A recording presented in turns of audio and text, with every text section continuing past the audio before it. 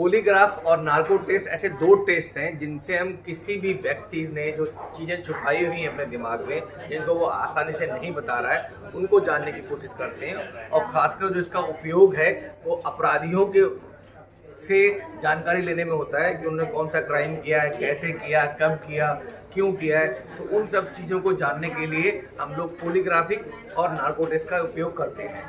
जो polygraph test है उसमें हम जो क्रिमिनल है उसको लिटाते हैं, सुपारी लिटाते हैं, उसके बाद उसको एक मशीन से अटैच कर देते हैं। और मशीन में एक बेल्ट होती है, उस बेल्ट को हम उसके चेस्ट पे पूरा लगा देते हैं, जिससे वो उसकी व्यक्ति की हार्ट की जो गति है, जो हृदय का रेट है, जिसको हम हार्ट रेट बोलते हैं, उसको कैप्चर करता है। इसके अलावा दो ग्लव्स होते हैं जो फिंगर्स में लगा देते हैं, उससे उसके जो सैचुरेशन वगैरह हैं वो हमें पता लग जाती हैं। और साथ में एक ब्लड प्रेशर कफ लगाते हैं जिससे उसका ब्लड प्रेशर मॉनिटर करते हैं। तो हमें देखना क्या क्या होता है पॉलीग्राफ में कि एक तो व्यक्ति बेहोश नहीं है, बिल्कुल होशो-हवास में। ये फिजियोलॉजिकल टेस्ट है, ये पैथोलॉजिकल टेस्ट नहीं है। इसमें किसी तरह का हम बेहोशी की दवा नहीं देते हैं। जब पॉलीग्राफ टेस्ट कर रहे होते हैं तो जो इन्वेस्टिगेशन ऑफिसर है वो होता है जो क्वेश्चन पूछ रहा होता है, साथ में साइकेट्रिस्ट होता है, बेहोशी का डॉक्टर होता है, फिजिशियन होते हैं। और वो देख रहे होते हैं, जब हम सवाल पूछ रहे होते हैं तब देखते हैं कि जो ये वाइटल पैरामीटर्स हैं, जिसमें हृदय की गति है, श्वास की गति है, जिसको हम हार्ट रेट और एक्सपिरेटरी रेट बोलते हैं, साथ में ब्लड प्रेशर है, या उसके बहुत सारे पसीना तो नहीं आ रहा, पर्सपिरेशन तो नहीं हो रहा है, वो देखते हैं। या ऐसा तो नहीं कोई बॉडी के मूवमेंट, जैसे होंठ का मूवमेंट है, आंखों का मूवमेंट है, पुतली का मूवमेंट है, या फिंगर्स का या हैंड्स का या ट्रेमर होना, इस तरह के मूवमेंट्स को ऑब्जर्व करते हैं और उसको देखते हैं कि ये सच बोल रहा है या गलत बोल रहा है।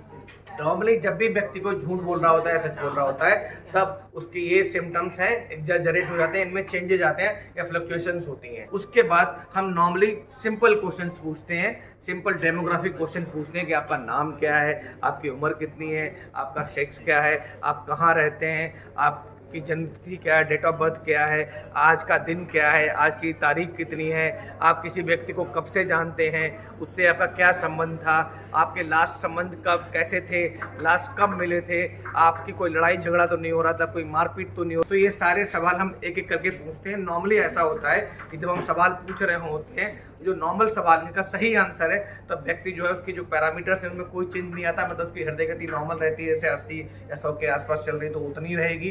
उसका ब्लड प्रेशर अगर 120-80 है तो उतना ही रहेगा। उसका सैचुरेशन नॉर्मल रहेगा।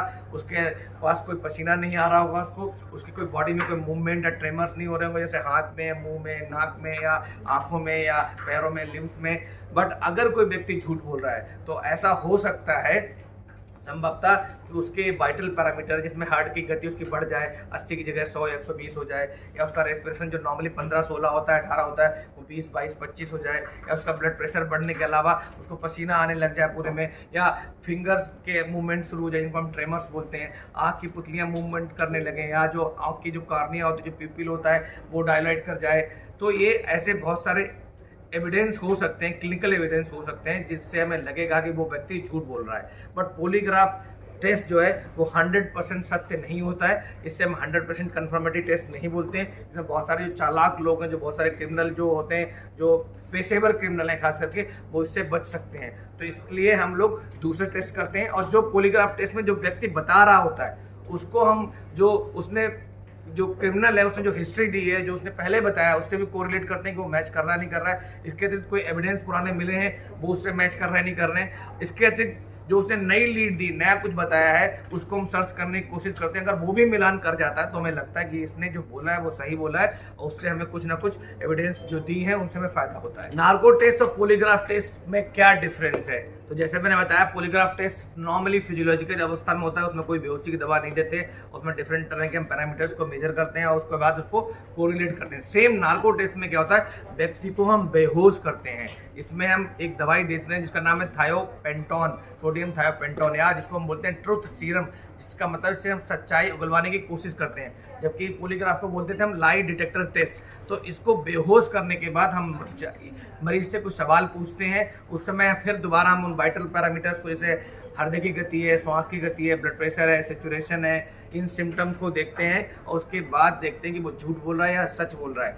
नॉर्मली जो जो टेस्ट होता है, ये नार्को टेस्ट, इसमें थोड़ा बेहतर इसलिए होता है बिकॉज इसमें मरीज जो है या जो व्यक्ति है, जो क्रिमिनल है, वो कहीं ना कहीं थोड़ा सा बेहोशी की अवस्था में होता है, स्टुपोरस की अवस्था में होता है। वो उस समय उसका जो लॉजिकल ब्रेन है, टैक्टिकल ब्रेन है, वो काम नहीं कर रहा होता है। वो फ्लो में बहुत बार सही बातें भूल जाता है और वो कहीं ना कहीं जो क्रिमिनल है या जो क्राइम सीन है या जो क्राइम की हिस्ट्री है उसमें हमें इन्वेस्टिगेशन में, जांच में सहयोग देता है। इसमें भी जब व्यक्ति झूठ बोल रहा होता है, उसके हृदय की गति बढ़ सकती है, उसका ब्लड प्रेशर बढ़ सकता है, सैचुरेशन कम हो सकता है। तो इस तरह के सिम्टम या सांस की गति तेज हो सकती है। इन सारे सिम्टम्स को देख के हम कोरिलेट करते हैं कि उसने जो पास्ट में बताया वो सही बताया है या जो फ्यूचर में कोई एविडेंस उसने बताई है वो हम उसको ट्राई करते हैं उसको पता करने, कैप्चर करने की, और उसको कोरिलेट करते हैं जो उसने बताया है कि जैसे कि वेपन कहाँ गिरा था या हमने कहाँ पे कौन सी चीज़ गिराई है, हमने यहाँ पे किस चीज़ डॉक्यूमेंट रखे। अगर वो चीज़ वहीं मिल जाती है तो कहीं ना कहीं लगता है कि जो उसने बताया वो सच बताया है और एक कोर्ट ऑफ लॉ में एक एविडेंस की तरह यूज होता है।